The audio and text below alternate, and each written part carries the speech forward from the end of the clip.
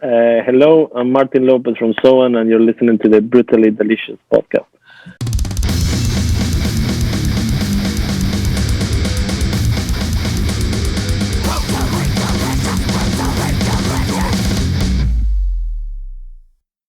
Hey, how you doing? The You real okay? life. I'm good. How are you? I'm doing really well. Rita, you want to jump in or you want me to? Yeah, definitely. Just Yeah, yeah. really excited to do this episode because, like, love you guys. Love the new Yeah, album. Definitely not alone and loving it. Like no, a it's huge great. buzz around the whole thing going on, at least in my circle. But we're way closer, Martin, than me and Bruce. Like I'm in Finland, so like maybe You're it's in just Spain. Well, yeah, your name is Riina. That's quite Finnish. right. Yeah, Yeah, not yeah. for American. Well, yeah. But, yeah, no, the album is doing great. It's They just sent me some charts and all those, that part that the label is so happy to share always. So yeah, it seems like everybody really is embracing it, and we're happy and all that. So it was a good one.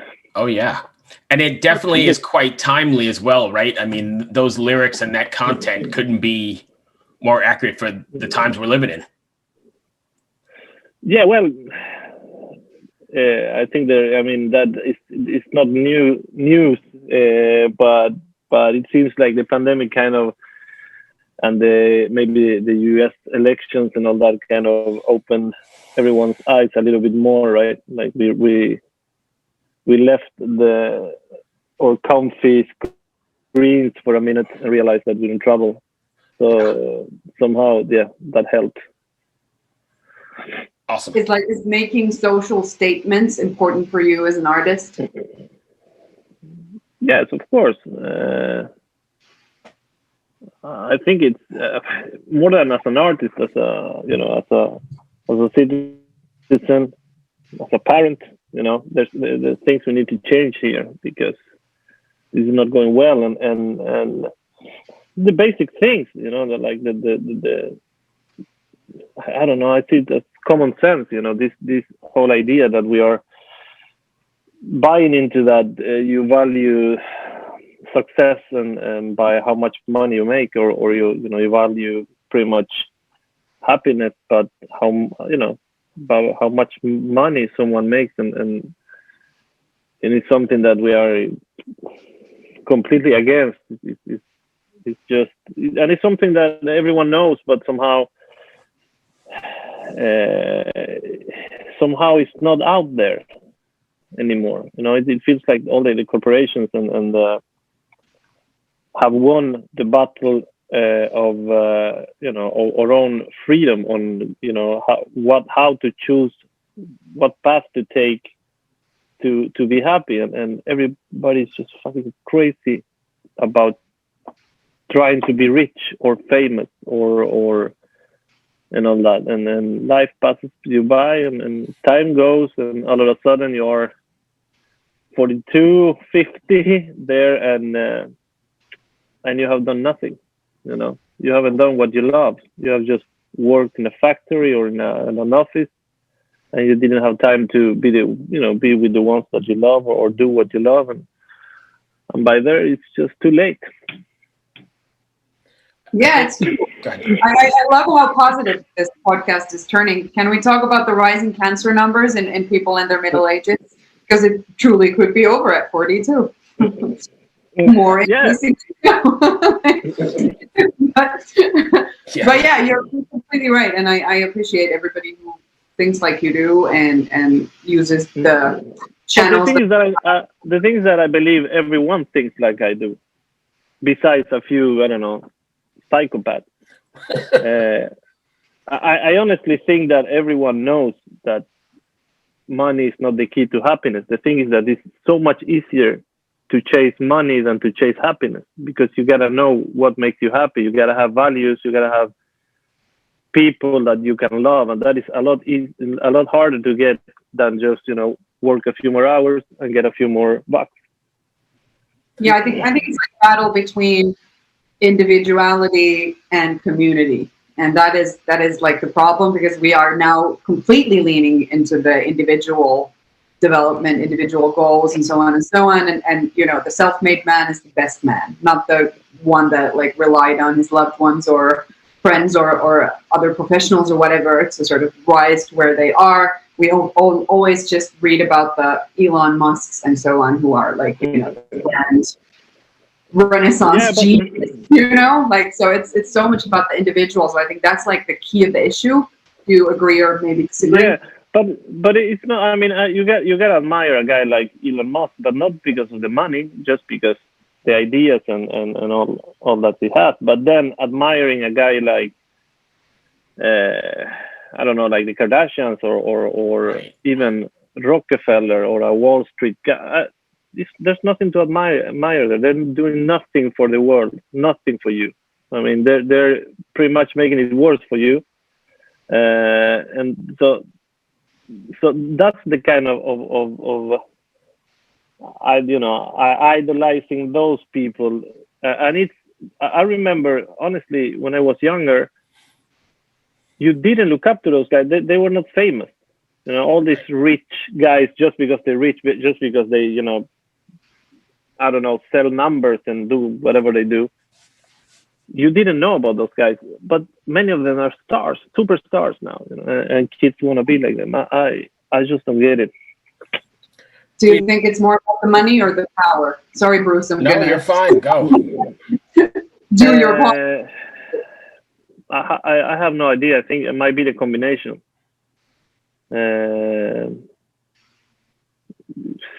Well, money and power, yeah. Yeah, because you know, idolizing money, you know, one thing, and then idolizing power is another, but they go hand in hand. So, you know. Yeah, but then we have to kind of decide on what power is. The ability to control other people in what they do. To control, I don't know. Yeah, to control who? I mean, just by paying them, you mean? Well, for instance, whether it be coercion in a way that you have enough money to buy somebody to threaten or somehow in other ways coerce other people to do what they do, or simply pay them the money so that they willingly do what you want them to do. But also, like, you know, just, you know, money comes to money, power comes to power, and you just you want to play in the big leagues, make the big decisions or something. It sounds really close to just bullying people somehow. It is. That's exactly what it is, and I think, you know, that is an interesting thing that you said, because I completely agree. It is bullying. That's exactly what it is. Yeah, but well, bullies are also today idols. You know. Oh yeah. People are also looking up at that kind of, you know, the tough man who you know is not afraid of you know, doing just you know, being a sadist pretty much. They I don't know, somehow we are looking up to that. There's many presidents, and I'm not only talking about Trump, that people are looking up to because they're you know, they are bullies pretty much. They can say anything to anyone, and you know, it's I think the whole problem is that it seems like empathy is not trendy anymore. And as long as we think that way and we accept that, it's gonna be tough, you know. Yeah, it's gonna be tough to. You can say it. We're screwed. Yeah. Yeah, I hope things would change, and I think that next generation is gonna realize that, you know, things have to change. And I don't know, I'm seeing it in younger kids that there's a certain level of empathy and how they talk to each other compared to my generation, that I don't know, makes me a bit hopeful, at least. Definitely. So like, because you mentioned that, I'm going to bring it up. Sorry, I'm hijacking. No, just go ahead. It's great. But just because you said that, do you think, like, and I know this might be a risky subject to sort of bring up, but like, you mentioned that kids talk to each other differently than what they used to when you were kids. Do you think toxic masculinity has something to do with it? Like, that it's okay to be more empathetic and be more kind and caring and sensitive, even if you're a boy? Because I think, like, that we grow those bully leaders of the world by nurturing those sort of aspects into manliness or manhood that are toxic. I completely agree. I mean, and even for me, I'm born in '78, but I know that the people from the '40s, like that generation of men, it's horrible. Yeah. I mean, how they talk to each other. I mean, a little bit of the problem with traditions and mostly the tradition of who you're supposed to be as a man, how you're supposed to act, and all that. It's toxic, yeah. And I'm seeing that the younger generations are growing up in a different environment where it's not okay to push people around because they're different, or where you don't have, when I don't know, it's okay to cry. Even you'll still have a dick the day after. You'll be a man anyhow. Do you feel that the current pandemic and the situation we're in, how do you feel it's changing people's beliefs or thought process into the whole, what we're talking about, not the masculinity, but the way government or everyone's controlling them, who we're looking at? Does that make sense? It does. What I'm seeing is a lot of people kind of realizing that the governments who are supposed to be there to unite us. They're supposed to lead a country and everyone in it. They are very much prioritizing whatever political party they represent foremost, and that is causing this huge division that we have today. That is, I think that, I don't know if it's because of the pandemic, but I never noticed how divided we were as politically as human beings, or because of politics, which are it's just labels. Yeah. It's just kind of and I don't know how that happened. I don't know if it's a case of social media and their effort to bring all these clicks home that publish this. It feels like the more you attack the other side, and the more you try to the worst, the more offensive words you use to call the other side, the more clicks you get, and everything kind of, and everyone gets into that discussion instead of someone just saying, all right, okay, we have the left and the right. Let me take a little bit of this and a little bit of that. This, shouldn't be left and right. It should be just good or bad ideas, Yeah. And we should somehow fucking just get along and try to fix this. I feel like there's almost no middle ground anymore, right? I mean, you're either one side or the other, and nobody seems to be able to find a middle ground. I think there is, but it has no voice. Interesting. Because common sense is boring. Yeah. Yeah, but I also find it a little, at least where I am in Finland, we have this constant dialogue, public dialogue of like the two extremes, where one extreme is radical right, like seriously, bald-headed guys wishing for Jews to be burned in ovens.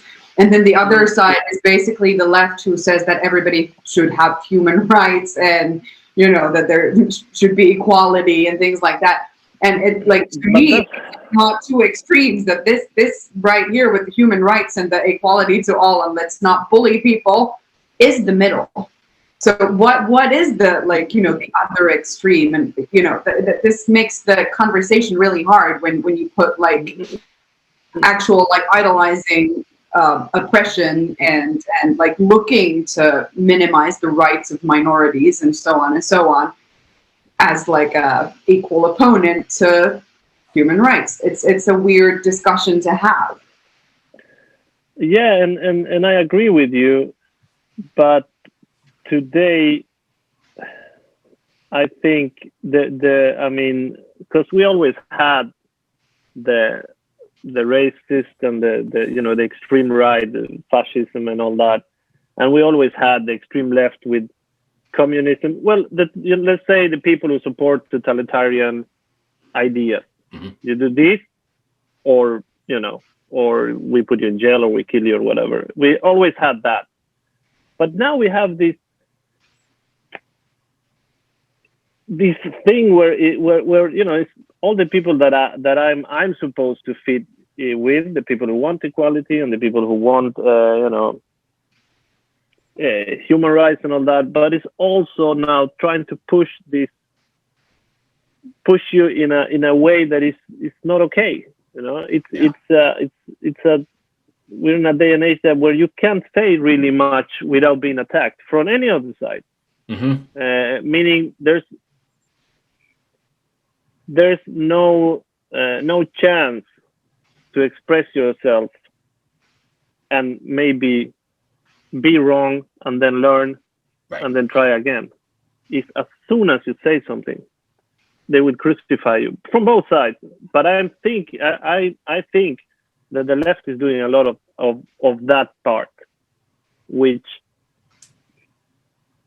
it's not really good, because they're kind of taking a lot of ideas that I support, but making them hard to support because you don't wanna you don't wanna be somewhere where you can just be crucified because you say something wrong. I don't know if I'm making myself Oh yeah, clear, absolutely. and I try not to be political.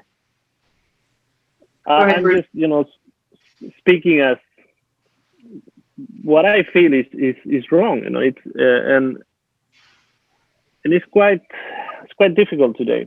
It's quite difficult to for the people who supports, I don't know, common sense and wants, you know, good for everyone. They tend to stay quiet because they don't want to say something that may cause some kind of trouble, because it's so hard today to talk. Let's switch gears a little and talk about why we're here for Soen.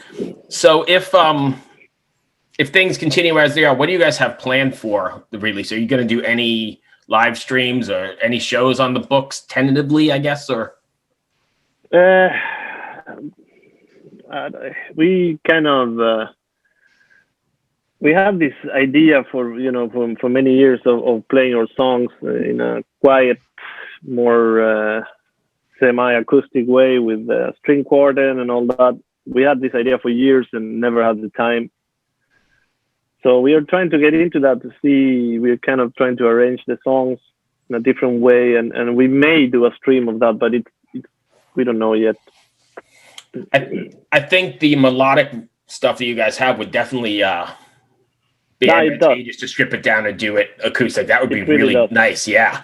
Yeah. It's my bands. I don't want to say like this, but some songs they're really like, with just hearing the arrangements, the strings and all that, they're magical. Yeah. And Joel is the kind of singer that, you know, he can carry an acoustic kind of show in his shoulders. You know, you got to have the right singer for that kind of stuff. And oh yeah. What was the writing process like for this record as opposed to the other ones? Because I think this one is like leaps and bounds ahead of all the. I mean, this one is super well produced. Riina and I were talking about it a little earlier.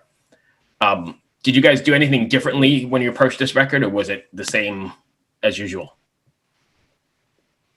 we had a little bit more time, but I think that the main question is the money. The more albums you release, the more money you get to record albums, and that's why it's quite unfair sometimes when a new band comes out with an album and they compare it to a band that has 20 albums, and it's just, at the end of the day, a good production. It's a lot of work, of course, but you also gotta have you have to pay for it. Yeah, I mean the production on people who. Yeah, you need to people who are professionals to be there, and even video quality. We were talking about it just before we get on. Is amazing on the stuff like Monarch and Fire Up Your Guns is crazy good. Yeah, and that comes more from finding the right people to work with you, because we never we try not to tell creative people what to do, so it's not like we tell them, oh, we want a video and we want it to be like this. It's more, okay, I like what you do. You find someone who kind of share your ideas and just start talking and brainstorming to see what you can come up with. So on the video part, it's just you gotta find intelligent people who can kind of express the idea behind the song on a good way. That's got to be sort of nerve-wracking as well, though, right? Giving that baby off to how you felt, you wrote it, and then letting somebody else put together the video.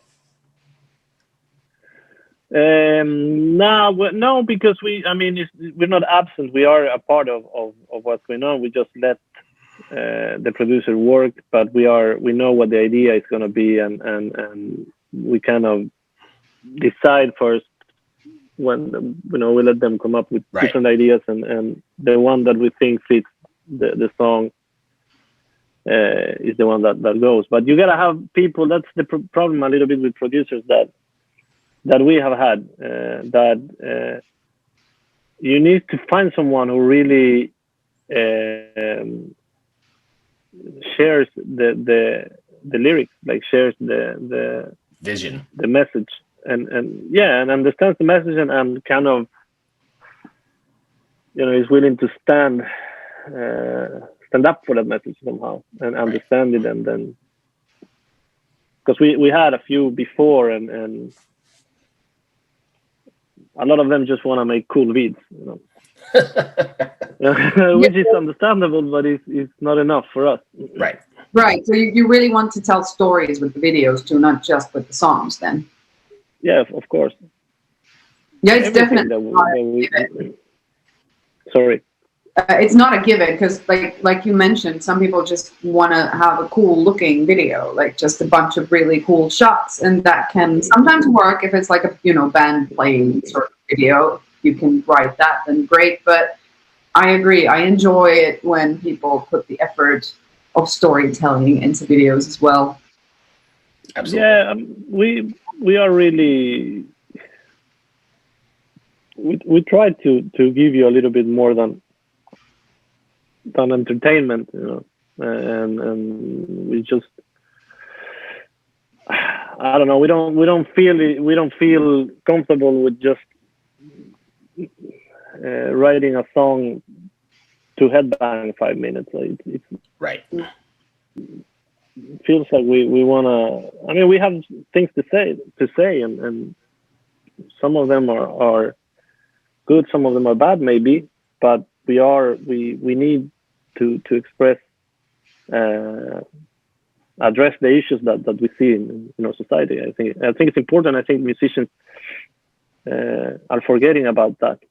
I think that we had a lot of that when I grew up, and it was really important for me growing up to have that side of to have all those lyrics to make me think and make me analyze and somehow understand what was going on a little bit. I don't think it's as easy today to find bands that are socially involved, and it might be because it's a bit it actually, and we're realizing that now after Lotus, that it's a bit tougher because Yeah. you're easily a target. Right. I think music has always been good for that, though. Right? I mean, because you said the 70s and the early 80s, but even the 60s, it was all the, anti-Vietnam War kind of stuff, and all that was, Yeah, it brought it all to the people's Beatles. attention. John Lennon was there back Yeah, in the day. right. Yeah, but who's there today? Like in the metal scene or in the prog scene? Yeah, I don't know. I mean, I think maybe No, even at some exactly. point, Queensryche may have been in the 80s, early 90s, like with Mindcrime, maybe. But you're right, there's not much now. Yeah, and Not I much now. think it is partly about what you said, being a target then for what you say. Personally, I think it's become really ridiculous how, well, the left that I was sort of defending before, I am now putting a lot of blame on them for like really, really nitpicking to find some sort of connections with black metal bands and white supremacy. And then just like, attacking Right. whatever venue has booked them and stuff like that.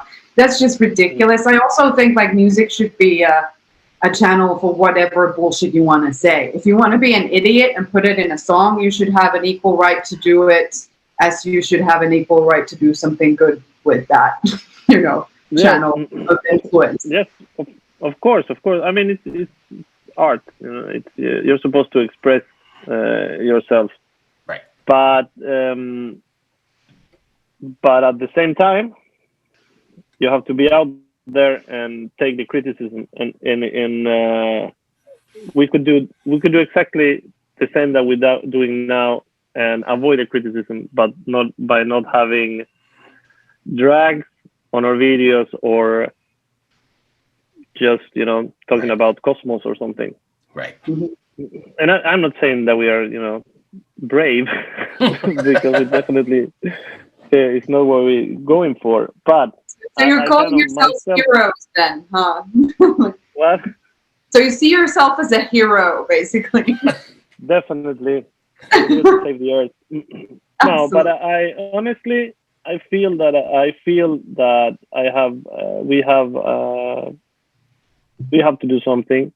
We have kids, and I want to know that I'm doing whatever I can to try to unite people who are tired of all this bullshit. And I also, for my own good, for my ego, want to know that I did what I could and tell my kids that, look, your father tried. Right. You're going to die now because the planet is shit, but I tried. Right. Honestly, it counts for me. Awesome. Riina, have anything else? No, I think that concluded it perfectly. That like a hopeful vision of the future. I also have a 4-year-old, by the way, so our kids can die. Exactly. You know how it is when you get a kid, you start kind of worrying a bit more. Yeah. Yeah, definitely. But I'm doing my part at least to try and cut down with the toxic masculinity. He totally wanted to wear a red skirt that glitters, and when you go around, it goes to the edges, he said. So we got him a skirt. He wanted to take it to daycare, wear it there. I was like, yeah, you go, dude. And then he did. And then apparently 2 little boys were a bit like, boys don't wear skirts. So, they learned that from home. They wouldn't think twice about it unless somebody has told them that this is not something that boys do. So then they had like a big discussion at daycare about how everybody gets to be and wear whatever they wanna. So, baby steps. We're taking them. It's a good way, but it gets tougher though.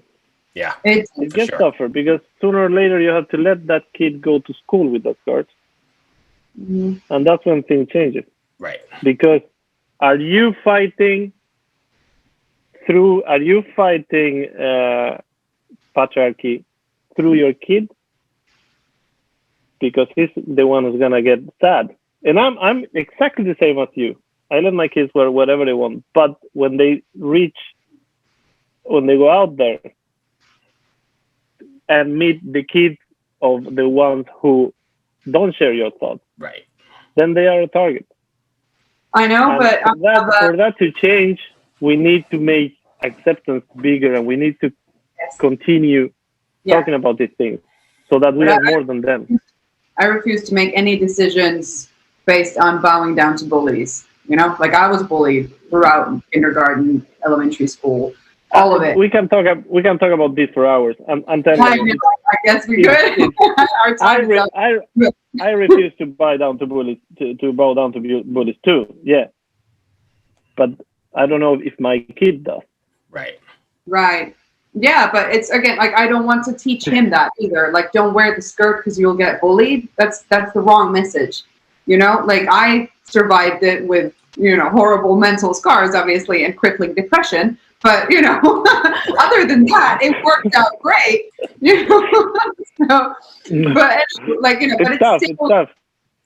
It's but like you said, like when we start from daycare, when they have that discussion with the entire group and just have that talk, then you plant that seed into the minds of even the boys whose parents had told them that this is not okay, and that seed will grow there, and kids will question the ideas of their parents. This is what kids do, or teenagers do, or like the next generation will always want to question our ideas. So I'm hoping that we have hope that there be less of those bullies because of these skirts. There is already. I think that it's already a lot better.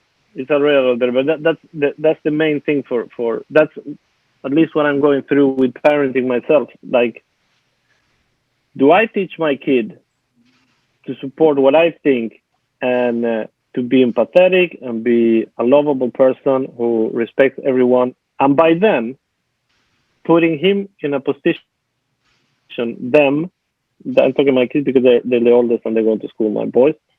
But by doing that, do I put them in a position where the other kids who are tough boys, who are not empathetic, are gonna, eat them for lunch? Yeah. Or do I teach my kids to be empathetic, but also kick somebody in the face if they have to? It's really tough. Yeah. Yeah, I have the same question. So I feel you, Martin. I totally do. I think it's an open question. I have to leave it at that because we're going like overtime and we don't want to keep you. And I have 8% battery left on my computer. I really enjoyed this conversation. We have done hours. Yeah. Yeah, I really enjoy people who want to go deep. So thank you, Martin. This was great. Yes, thank you for taking the time. I really appreciate it. Thank you, my friend. Sorry we got one over, but that was a good conversation, I think. Yeah. Was a lot of enthusiasm in the bumper. I didn't hear you. Sorry. Anyhow, it was great. Thank you. Well, stay safe. Thank you, my friend. Have a good night, Martin. Bye. You too. Take care. You too. Bye.